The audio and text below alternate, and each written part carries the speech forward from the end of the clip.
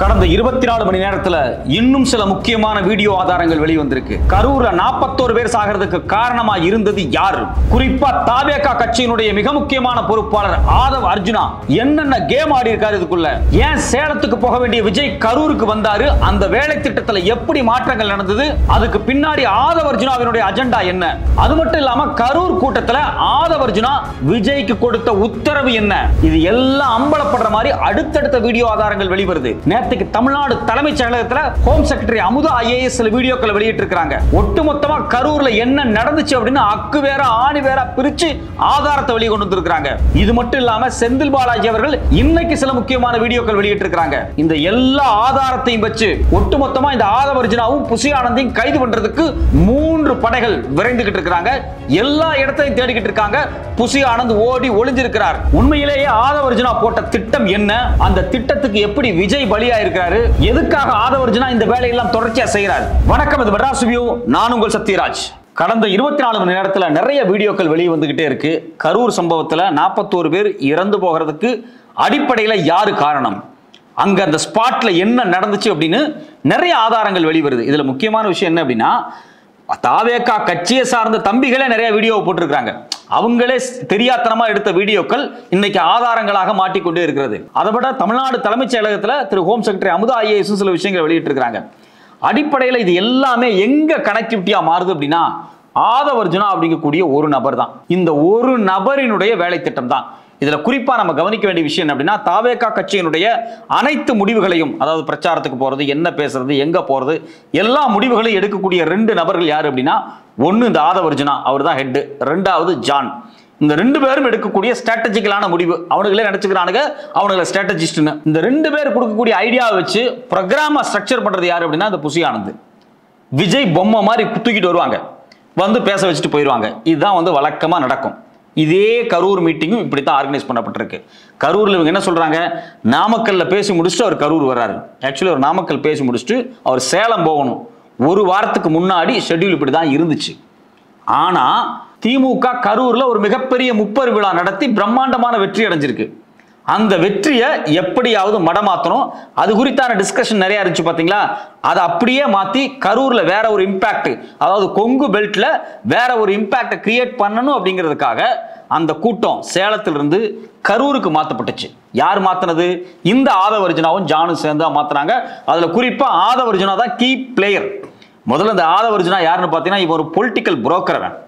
இதுக்கு முன்னாடி பல கட்சிகள் இருந்திருக்கிறான். பல கட்சிகள் இருந்து அவனை துரத்தி விட்டுருக்காங்க. இவன் செய்யக்கூடிய வேலை சரியில்லையே, இங்க இருக்கிறது அங்க சொல்றது, அங்க இருக்கிறது இங்க சொல்றது, 2 பேருக்கு இடையில பிரச்சனை உருவாக்குறது, கட்சிக்குள்ள பிளவை ஏற்படுத்துறது, இவனுக்கு காசு கொடுத்து அவனை திட்ட வைக்கிறது, இது மாதிரி எந்த விதமான அரசியல் தனமும் இல்லாம சில்லற வேலைகளை பல கட்சியில செஞ்சுட்டு இருந்திருக்கான். இந்த சில்லற வேலைகளை பார்த்து தான் அவனை கட்சியை விட்டே துரத்தி இருக்காங்க. கடைசியா அவன் தாவேகாக்குள்ள வர்றதுக்கு முன்னாடி விசிகாவுக்கு தான் போறான். விசிகால போய் அதே சில்லறத்தனங்களை பண்றான்.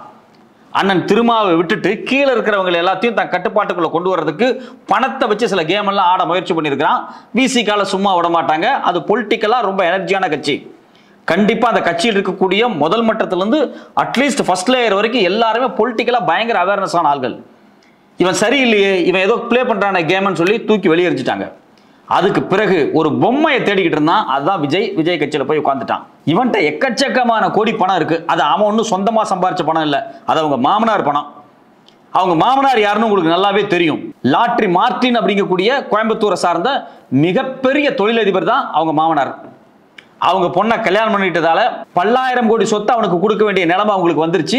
அந்த சொத்தெல்லாத்தையும் ஆட்டை போட்டு அந்த பணத்தை வச்சுக்கிட்டு ஒட்டுமொத்தமா அரசியல் ஒரு பெரிய ஆள் ஆயிரணும், எப்படியாவது நம்ம ஒரு முதலமைச்சர் ஆயிரணும், ஒரு எம்பி சீட்டு வாங்கிடணும், எம்எல்ஏ சீட்டு வாங்கிடணும் அப்படின்னு பல குழப்பத்தை ஏற்படுத்திட்டு இருக்கிறான். இவன் இதே குழப்பத்தை எல்லா கட்சியிலும் ஏற்படுத்தி துரத்தி விட்டதுனாலதான் கடைசியா எங்க விஜய்கிட்ட வந்து சேர்ந்துருக்கிறான். விஜய்கிட்ட வந்து சேர்ந்து உங்களை எப்படியாவது முதலமைச்சர் ஆக்கிறேன், என்ன துணை முதலமைச்சர் ஆக்கிருங்க அப்படிங்கிறதா அவனுடைய டீலே. இந்த ஜானு, புசி ஆனந்த் இவங்க எல்லாத்தையும் கழட்டி விட்டுட்டு நாம மேல போய் உட்கார்ந்துடணும் அப்படிங்கிறதுக்காகவே ஏதோ ஒரு வகையில விஜய்கிட்ட ஒரு பெரிய இம்ப்ரெஷனை கிரியேட் பண்றதுக்காக, நம்மளை பத்தி தான் ஊரே பேசிட்டு இருக்குது அப்படிங்கிற உளவியலை உருவாக்குறதுக்காக பல திட்டங்களை போட்டு இந்த ஆதவ் அர்ஜுனா செஞ்சுக்கிட்டு இருக்கிறான். இவன்ட்ட வாய்ஸ் ஆஃப் காமன் ஒரு அமைப்பு இருக்கு. ஸோ அந்த அமைப்பு தேர்தல் பிரச்சாரம் எல்லாம் பண்ற வேலை எல்லாத்தையும் ஆர்கனைஸ் பண்ணி கொடுக்கக்கூடிய ஒரு அமைப்பான். அதுதான் வேலையா. இந்த அமைப்பெல்லாம் வச்சுட்டு தான் இந்த வேலையெல்லாம் செஞ்சுக்கிட்டு இருக்கிறான். இவன் தான் சேலத்து கூட்டத்தை கரூருக்கு மாத்துறான். கரூருக்குள்ள விஜய் வரும்போது விஜய் வந்து மேல பஸ்ல நின்று பேசுவார் பாத்தீங்களா, ஒரு தேர்ல பெருசா பொழந்துக்கிட்டு வருவார்ல, மேல நின்று பேசிக்கிட்டு அப்படியே பேசிட்டு வர்றாரு.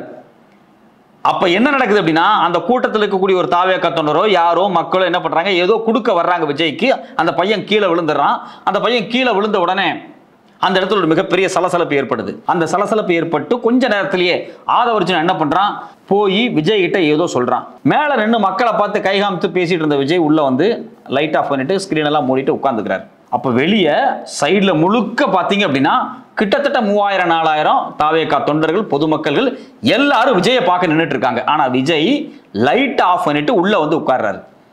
இது யாருடைய இன்ஸ்ட்ரக்ஷன் அப்படின்னா ஆதவர்ஜுனாவுடைய இன்ஸ்ட்ரக்ஷன். அதுக்கு பிறகு 2 கிலோமீட்டர் 2 மணி நேரமா ஊர்ந்து அந்த வெஹிக்கிள் போகுது. அந்த வெஹிக்கிள் பின்னாடியே வர்றான்.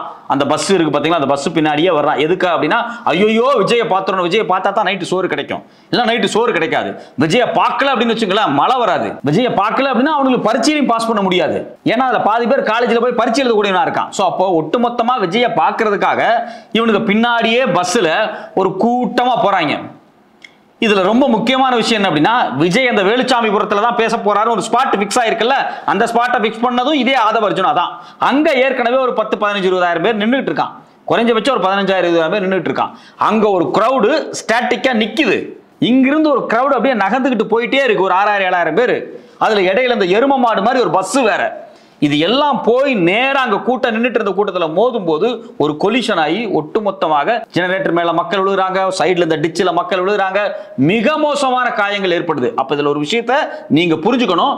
விஜய் பேசும்போது அல்லது பேச ஆரம்பிக்கும் போது இது நடக்கல. விஜய் எங்க போகும்போதே மக்கள் வந்து மூச்சுத்திணறல் ஏற்பட்டு மயக்கம் போட்டு கீழே விழுந்து, ஜெனரேட்டர் ரூம் இருக்கு பாத்தீங்களா, அதுக்கு சைடுல இருக்கக்கூடிய டிச் எல்லாம் விழ ஆரம்பிச்சிட்டாங்க. சோ இது எல்லாத்தையும் இப்படிதான் நடக்கும்னு முன்கூட்டியே தெரிஞ்ச போலீஸ் அதிகாரிகள் என்ன பண்றாங்க அப்படின்னா, ஆதவர்ஜுனாட்ட பேசுறாங்க. சார் நீங்க அங்க போக வேண்டாம், முன்னாடி இங்கிருந்தே பேசுங்க சார் அப்படின்னு சொல்றாங்க. அதாவது ஒரு 500-600 மீட்டருக்கு முன்னாடியே தயவு செஞ்சு இங்கிருந்தே விஜய் வெளியே வந்து பேச சொல்லுங்க சார்னு போலீஸ் ஆதவர்ஜுனாட்ட சொல்லி விஜய்கிட்ட சொல்லி இன்ஸ்ட்ரக்ஷன் கொடுக்குறாங்க. இல்ல நாங்க அங்கதான் போவோம், நாங்க அங்க நின்று தான் பேசுவோம் அப்படின்னு இவனுடைய சதி திட்டம் இருக்கு பாத்தீங்களா. இந்த சதி திட்ட இன்ஸ்ட்ரக்ஷன் படி தான் அங்க போய் பஸ் நிற்கும் போது எல்லாம் கீழே விழுந்து மக்கள் மிக கொடூரமா மிதிபட்டு சாவுறாங்க. குழந்தைகளை காலில் மிதிச்சிருக்கிறானுங்க, பெண்களை காலில் மிதிச்சு அவங்க மேல நின்று விஜய்க்கு டாட்டா காமிக்கூட இருக்கான். நாம என்ன கேட்கிறோம், கூட்டத்துக்குள்ள ரவுடி பூந்துட்டான், கூட்டத்துக்குள்ள மருந்து அடிச்சுட்டாங்க, கூட்டத்துக்குள்ள ஸ்ப்ரே அடிச்சுட்டாங்க, கூட்டத்துக்குள்ள அதை பண்ணிட்டாங்க இதை பண்ணிட்டாங்கன்னு சொல்றீங்களே. ஏண்டா லூசுகளா, அங்க இருந்த 20,000 பேர் கையில போன் வச்சு வீடியோ எடுத்துக்கிட்டு இருக்கான். மேல 40-50 ட்ரோன் பறந்துகிட்டு இருக்கு. பத்திரிக்கைக்கார முழுக்க வீடியோ எடுத்துட்டு இருக்கான். ஏதாவது ஒரு வீடியோல உள்ள ரவுடிக பூந்ததை இதுவரைக்கும் ப்ரூவ் பண்ணிருக்கா? இல்ல அந்த ஸ்ப்ரே அடிச்சு மக்களை வந்து அமுத்தி கொண்டுட்டாங்க, செந்தில் பாலாஜியினுடைய ஆட்கள் உள்ள இருந்துட்டாங்கன்னு சொல்றீங்களே, ஏதாவது ஒரு வீடியோ ஆதாரத்தில் இது இருக்கா? ஆனா உன் கட்சிக்காரன் சொல்றான், உன் கட்சிக்காரன் இன்ஸ்டால போட்டு வைரலான வீடியோ, அதுல ரொம்ப தெளிவா என்ன இருக்கு அப்படின்னா, விஜய் அண்ணா அங்க லைட் ஆஃப் பண்ணிட்டு உள்ள போய் உட்கார்ந்துட்டாரு. அவர் உட்கார்ந்ததுனாலதான் இந்த கிரௌட் எல்லாம் பின்னாடியே போச்சு அவரை பார்க்கறதுக்காக, அதனாலதான் இது நடந்துச்சு அப்படின்னு ஆதாரத்தை போட்டு உடைச்சிருக்கிறான். இந்த ஒரு வீடியோ போது விஜயும் சேர்த்து கைது பண்ணலாம். விஜய்க்கு இந்த இன்ஸ்ட்ரக்ஷன் கொடுத்து ஆதவர்ஜுனாவை கைது பண்ணி பல வருஷம் ஜெயில வைக்கணும். 41 பேர் சாகு காரணம் இவன் தான். இவனுடைய இன்ஸ்ட்ரக்ஷன்ல தான் கரூர் கூட்டத்துல பல குழப்பங்கள் நடந்திருக்கு. இது மட்டும் இல்லாம எக்கச்சக்கமான பொய். ஆம்புலன்ஸ் திட்டமிட்டு வந்தது அப்படிங்கிறான். ஆம்புலன்ஸுக்கு உள்ள உட்கார்ந்து ஒரு குழந்தை, ஒரு பையன் மரண படுக்கையில் இருக்கான், அவனை தூக்கிட்டு போறாங்க. ஒரு போலீஸ் ஆம்புலன்ஸ்ல உட்கார்ந்து இருக்காங்க, டிரைவர் உட்கார்ந்து இருக்கிறாரு, டிரைவர் பேசிக்கிட்டே போறாரு. ஆம்புலன்ஸ்ல இருக்கக்கூடிய போலீஸ் வாக்கி டாக்கிலே ஏதோ போன்ல இன்ஸ்ட்ரக்ஷன் கொடுக்குறாரு, ஒரு பையனை காணோம்னா சொல்லுங்க, 10-11 வயசு இருக்கும், நாங்க ஹாஸ்பிட்டலுக்கு கூட்டு போறோம், ஹாஸ்பிட்டலுக்கு வர சொல்லுங்கன்னு போலீஸ் இன்ஸ்ட்ரக்ஷன் கொடுக்குறாரு. அந்த வீடியோ ஆதாரம் வெளி வந்திருக்கு. அந்த வீடியோ ஆதாரத்துக்கு நீங்க என்னடா பதில் சொல்ல போறீங்க? கேட்டா வேணும்னே ஆம்புலன்ஸ் உள்ள வரப்பட்டுச்சு, அங்க போச்சு இங்க போச்சு, கூட்டத்துக்கு பக்கத்திலே பிரைவேட் ஹாஸ்பிட்டல் இருந்துச்சுன்னு சொன்னீங்க. போலீஸ் ரிப்போர்ட்டும் சரி, கவர்மெண்ட் ரிப்போர்ட்டே வந்திருக்கு. காயம்பட்டவங்களை 8 to 10 பேர் பக்கத்தில் இருக்கக்கூடிய அந்த தனியார் ஆஸ்பத்திரியில் தான் அட்மிட் பண்ணாங்க. சின்ன ஹாஸ்பிட்டல் அது. 40-50 பேர்த்த ஒரே நேரத்தில் கொண்டு கேஷுவாலிட்டியில் வைக்க முடியாது. இங்க ஒரு 10 பேர்த்த வைங்க, அங்க ஒரு 10 பேர்த்த வைங்க, அங்க ஒரு 5 பேர்த்த வைங்கன்னு சொல்லி தான் எடுத்துட்டு போவாங்க. உங்களுக்கு எந்த அரசியல் அறிவுமே இல்லை அப்படிங்கிறதுக்காக சோசியல் மீடியாவில் உட்கார்ந்து இது மாதிரியான பொய் பிரச்சாரம் பண்ணாதீங்க. ஆதவர்ஜுனா யாரு, அவன் என்னென்ன சதித்திட்டம் தீட்டி இருக்கிறான், முதல்ல அவன் இதுக்கு முன்னாடி என்னென்ன பொலிட்டிக்கல் புரோக்கர் வேலை பார்த்தான்னு தெரிஞ்சுக்கங்க. இது எல்லாம் தெரிஞ்சா மட்டும்தான் உங்களுக்கு இந்த ஆதவர்ஜுனா புரியும், கரூர் இன்சிடென்ட் புரியும். ஏன் இத்தனை கட்சியிலிருந்து ஆதவர்ஜுனாவை துரத்தி விட்டாங்க? இவன் அங்க பார்த்த குள்ளநெறி வேலைகள் என்னென்ன? இவனுடைய அரசியல் லாபத்துக்காக யாருடைய உயிரை வேணாலும் குடிக்கக்கூடிய பச்சோந்தி அவன். அவன் ஒரு மோசமான ஓனாய். அந்த ஓனாயை கொண்டு உங்க கட்சியில வச்சுட்டு அவன் சொல்ற பேச்செல்லாம் விஜய் கேட்டு நடந்ததுனால தான் இன்னைக்கு 41 பேர் உயிர் செத்து இருக்கிறான். இது மட்டும் இல்லாம இன்னைக்கு பிரஸ் மீட் வச்ச திரு செந்தில் பாலாஜி அவர்கள் தெளிவா சொல்றாரு. அதாவது செந்தில் பாலாஜி அவர்கள் பேரை பயன்படுத்தும் போதுதான் செருப்பு தூக்கி எறியப்பட்டுச்சு அப்படிங்கிறாங்க. கிடையவே கிடையாது. மொத்தமா 19 நிமிஷம் விஜய் பேசியிருக்கிறார். அந்த 19 நிமிஷம் அவர் பேசும்போது முதல் செருப்பு 6வது நிமிடமே வந்து விழுந்துருச்சு. 2வது செருப்பு 6:40 மணி அளவுல வந்து விழுந்திருக்கு. கரெக்டா 7:12வது நிமிஷத்துல நேரடியாகவே போய் விஜய் கிட்ட சொல்றாங்க, சார் எல்லாரும் மயங்கி விழுந்துட்டு இருக்காங்க சார், கொலிஷன் வந்து ரொம்ப மோசமாயிருச்சு, கிரவுட் வந்து பர்ஸ்ட் ஆயிருச்சுன்னு சொல்றாங்க. கிரவுட் பர்ஸ்ட் நடந்துருச்சுன்னு விஜய் கிட்ட சொல்றாங்க. அதுக்கு பிறகும் விஜய் பேசுறாரு. அப்புறம் விஜய் கூட்டத்தை முடிச்சுட்டு போறாரு. நான் என்ன கேட்கிறேன், நிறைய வீடியோ ஆதாரம் வெளியே வந்திருக்கு. விஜய் பேசிட்டு இருக்கும்போது இங்க மயக்கம் போட்டு விடுறான். விஜய் பேசிட்டு இருக்கும்போது ஜெனரேட்டர் ரூம் மேல விழுறான். இன்னொரு விஷயம், கரண்டை கட் பண்ணி போட்டாங்க. ஆதாரப்பூர்வமாக இருக்கு. தாவேகா கட்சிக்காரன் தான் கரண்டே வேண்டான்னு சொன்னான். கரண்ட் வேண்டாம்லாம் விட முடியாது தம்பி, கரண்ட் கண்டிப்பா இருக்கணும்னு கவர்மெண்ட் சொல்லிச்சு. அதுக்கு பிறகு இவங்க இந்த ஃபோக்கஸ் லைட்ல ஜெனரேட்டர் வச்சு கொடுத்தாங்க. ஒட்டுமொத்த மக்களும் கூட்டத்தில் போய் ஜெனரேட்டர் மேல விழுறாங்க. அதை பார்த்துட்டு ஒருத்தன் ஜெனரேட்டர் ஆஃப் பண்ணிருக்கான். அவனை இன்னைக்கு போலீஸ் கைது பண்ணிருக்கு. ஸோ அப்போ இவ்வளவு வீடியோ ஆதாரங்கள் இருக்கு. ஐஏஎஸ் ஆஃபீஸர்ஸ், டிஜிபி இன்டெலிஜென்ஸ் எல்லாரும் போட்டு காமிச்சிட்டு இருக்காங்க. பத்திரிகையாளர்கள் காமிச்சிட்டு இருக்காங்க. நிறைய ஊடகங்கள் அங்க நடந்த மொத்த காட்சிகளை வெளியிட்டு இருக்காங்க. இவ்வளவு ஆதாரங்கள் இருந்ததுக்கு பிறகு நேத்துக்கு விஜய் வந்து உட்கார்ந்து, சிஎம் சார் நான் வீட்டில் தான் இருப்பேன், என்ன வந்து கைது பண்ணுங்க, என் தொண்டர்களை நீங்க தொடாதீங்க அப்படிங்கிறாருல. இந்த டயலாக சொல்றதுக்கா 72 மணி நேரமா உட்காந்து நீ மனப்பாடம் பண்ண? உன் கட்சிக்காரன் செத்து விழுந்துட்டான், அங்கிருந்து நீ ஓடுற. உண்மையிலேயே நீ மனிதாபிமானம் உள்ள ஆளா இருந்தா திருச்சியில தான் போய் ஏர்போர்ட்ல ஏற, திருச்சியில 2 நாள் தங்க வேண்டியதானே? 2 நாள்ல கிரௌட் எல்லாம் அமைதியாகும் போது வந்து தொண்டர்களை பார்க்க வேண்டியதானே? 41 வீட்டுல இலவு விழுந்திருக்குடா, நீ வீட்டுல வந்து கதவை சாத்திட்டு படுத்திருக்கிற. அதுவும் 2 நாள் கழிச்சு, 3வது நாள் தான் இயேசு உயிர் தெழுவார். இவர் பெரிய இயேசு. 3 நாள் கழிச்சு ஒரு வீடியோ வெளியிடுறாரு. நீ இந்த ஆதவர்ஜினா சொல்ற பேச்செல்லாம் கேட்டா கடைசியில நடுத்தெருவுக்கு தான் வருவீங்க. தாவேகாங்கிற ஒரு கட்சி தமிழ்நாடு அரசியல் வரலாறில் மிக பங்கமாக தோத்து நடுத்தெருவுல நிற்கும். விஜய்க்கு பிறகு எந்த சினிமா நடிகனும் அரசியலுக்கு வரவே கூடாது அப்படிங்கிற எச்சரிக்கை விஜயோடு ஒரு முடிவுக்கு வரும். நம்ம கையில சோசியல் மீடியா இருக்கு, நம்ம கையில இன்ஸ்டாகிராம் இருக்கு. ஏதாவது பொய்யை எழுதுவோம், கொடூரமான பொய் எழுதுனா ஒருத்தன் உட்காந்து கரூர் கூட்டத்துக்குள் விஷம் கலந்த தண்ணியை கொடுத்து விட்டார் செந்தில் பாலாஜி. அயோக்கியத்தனமா இல்ல உனக்கு? அங்க அவ்வளவு செருப்பு கிடந்துச்சு. இன்னைக்கு அதை செந்தில் பாலாஜி நாக்கப்படுங்கிற மாதிரி கேள்வி வைக்கிறாரு. இவ்வளவு பெரிய மக்கள் செத்தாங்கல்ல, கூட்ட நெரிசல் ஏற்பட்டுச்சுல, எல்லா புகைப்படங்களும் வீடியோ காட்சி இருக்குல்ல, செருப்பு கிடக்குது, தாவேக்கா துண்டு கிடக்குது. ஏன்டா ஒரு வாட்டர் பாட்டில் கிடந்துச்சடா முதல்ல? உன் கட்சிக்காரன் இவ்வளவு பெரிய கூட்டத்துக்கு வர, உன்னால ஒரு வாட்டர் பாட்டில் வாங்கி கொடுக்க முடியல.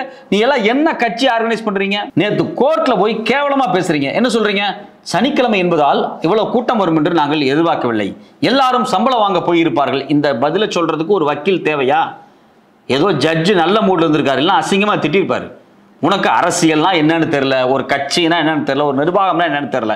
சரி தெரியல வேண்டாம், ஒரு நல்லவனா 4 பேர்த்த நீ கூட வைக்கணும்ல. கிரிமினலை கூட்டு வந்து கூட வச்சிருக்கிற, அவனே ஒரு ஃப்ராட். அவனை கூட்டு வந்து வச்சு அப்படின்னா உன்னை இப்படிதான் நடுத்தருவில் கொண்டு விடுவான். இதுல முக்கியமான விஷயம் என்ன அப்படின்னா, இந்த தாவேகா தொண்டர் வெளியிட்ட வீடியோ, அது மட்டும் இல்லாம ஆம்புலன்ஸ் குறித்து வெளியான வீடியோ, இது இல்லாம ஒரு ஆடியோ வேற வெளியே வந்திருக்கு. அந்த ஆடியோல ரொம்ப தெளிவா சொல்றாங்க, சார் ஆம்புலன்ஸை கொண்டு வந்து நிறுத்த சொன்னதே தாவேகா கட்சிக்காரங்க தான் சார் அப்படிங்கிறாங்க. ஏன்னா கண்டிப்பா ஒரு கூட்டம் நடக்கும்போது அசம்பாவிதம் நடக்கும். அதனால தாவேகா சார்பாக கட்சி கூட்டத்துக்கு கொண்டு வந்து ஆம்புலன்ஸ் நிறுத்திருக்காங்க. நேத்து டிஜிபி ஆபீஸும் சரி, செக்ரட்டரியோடு வெளியிட்டு இருக்காங்க.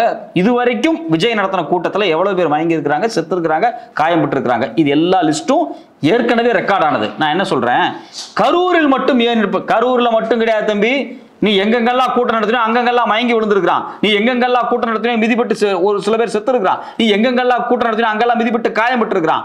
எல்லா ஆதாரம் இருக்கு. உனக்கு ஒரு கிரகம் தெரியாது, நீ பத்திரிக்கை படிக்க மாட்ட, உளவுத்துறை என்ன தகவல் வெளியிட்டு இருக்கிறாங்கன்னு தெரியாது, கவர்மெண்ட் என்ன தகவல் வெளியிடுறாங்கன்னு தெரியாது, உனக்கு ஒண்ணுமே தெரியாது. சாயங்காலம் கதவை மூடிட்டு தூங்கக்கூடிய நபர் நீ. மக்களை நேரடியா சந்திக்க தெரியாம ஒரு பக்கத்தை உட்கார்ந்து 72 மணி நேரமா மனப்பாடம் பண்ணி கொண்டு வந்து ஒப்பிக்கக்கூடிய ஒரு தற்குறி நீ. ஆனா உனக்கெல்லாம் தமிழ்நாட்டினுடைய முதலமைச்சராகணும்னு ஆசை வர்றதே ரொம்ப மோசமானது. அதாவது இங்கிலீஷ்ல ரொம்ப அழகா சொல்லுவாங்க, idiot is more dangerous than criminal. அதாவது கிரிமினலை விட மிக மோசமானவை யாரு அப்படின்னா முட்டாள் தற்குறிகள். அதனால தயவு செஞ்சு சொல்றேன், முட்டாள் தற்குறிகளை நம்பி உங்கள் அரசியல் வாழ்க்கையை இழந்து விடாதீர்கள் இளைஞர்களே. அதுவும் குறிப்பாக ஒரு முட்டாளை இயக்கக்கூடியது ஒரு கிரிமினலா இருந்தா இன்னும் ரொம்ப மோசமா தான் போய் முடியும். அதனாலதான் பாத்தீங்கன்னா புஷி ஆனந்தா இருக்கட்டும், ஆதவர்ஜுனாவா இருக்கட்டும், இல்ல ஜானா இருக்கட்டும், யாருமே கரூருக்கு வரல. இவ்வளவு பெரிய சம்பவம் நடந்து முடிஞ்சல, மக்களை சந்திக்கணுமா இல்லையா? ஏன் எல்லாம் ஓடி ஒளிகிற? ஆதவர்ஜுனா நான் மிக கவலையாக இருக்கிறேன், அரசாங்கத்தை என்ன செய்தாலும் பார்த்து எல்லா கதையும் ஒரு ஏன்டா உன் மக்களை போய் நீ பார்க்கல? 41 வீட்டில் இளவுடா. ஆதவர்ஜுனா பெரிய ஸ்ட்ராட்டஜிஸ்டாக இருந்தால் போய் பார்த்துருக்க வேண்டியதானே, புஷியானதை போய் பார்த்துருக்க வேண்டியதானே. 3 தடிப்படம் உங்களை தேடிக்கிட்டு இருக்கு. இன்னைக்கு இன்னும் 24 மணி நேரத்துக்குள்ள நீங்க எல்லாம் கைது செய்யப்படுவீங்க. அதுக்கு 100% வாய்ப்பு இருக்கு. தயவு செஞ்சு தாவேகா இளைஞர்களே, இது மாதிரி போண்டா கோழிகளை நம்பி உங்க வாழ்க்கையை இழந்துடாதீங்க. இவனுங்களுக்கு எந்த அரசியல் அறிவும் கிடையாது, உங்களுக்கு எந்த அரசியல் அறிவும் கிடையாது. அதனால இது மாதிரி வதந்தியான விஷயங்களை ஃபேஸ்புக்ல, ட்விட்டர்ல, இன்ஸ்டால எழுதிக்கிட்டு இப்போ வீடியோ போட்டுக்கிட்டு இருந்தீங்க அப்படின்னா மொத்தமா போலீஸ் பொறுமையா வெயிட் பண்ணி ஒரு மாசம் கழிச்சு யார் யார் என்னென்ன போஸ்ட் போட்டிருக்கீங்கன்னு மொத்தமா எடுத்து உங்களை வச்சு பல கேஸை போட்டு விட்டுருவாங்க. அதுக்கப்புறம் உங்க வாழ்க்கை மொத்தமா போயிடுச்சு. இந்தியாவிலே அதிக காலேஜ் தமிழ்நாட்டில் இருக்கு, இந்தியாவிலே அதிக ஸ்கூலும் தமிழ்நாட்டில் தான் இருக்கு, இந்தியாவிலே அதிகமான வேலை வாய்ப்பும் தமிழ்நாட்டில் தான் இருக்கு. தயவு செஞ்சு நல்லா படிச்சு முடிச்சுட்டு வேலைக்கு போங்க, இல்ல படிக்கிறவங்க ஒழுங்கா படிங்க. அதுக்கு பிறகு நல்ல அரசியலை கத்துக்குங்க, நல்ல அரசியல் கட்சியில போய் சேருங்க. அதெல்லாம் விட்டுட்டு இது மாதிரி தற்கொலைகளோட சுத்துனீங்க அப்படின்னா ஒட்டு மொத்தமாக உங்க வாழ்க்கையே அழிஞ்சு போயிடும்.